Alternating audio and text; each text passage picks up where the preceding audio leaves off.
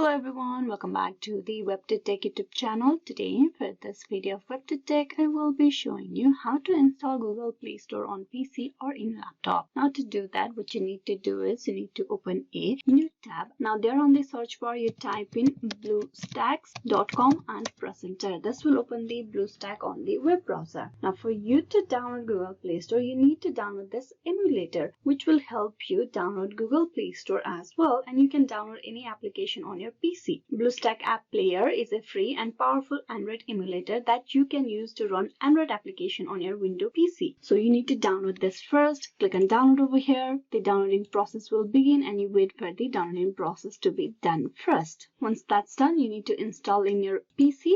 Click on install now. Wait for the installation to be completed.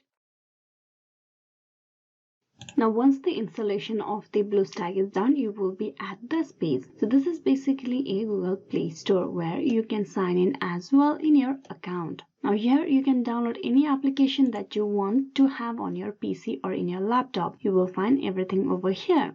So if you tap on any games or any application, I'm just gonna go and tap on Instagram. Tap on search.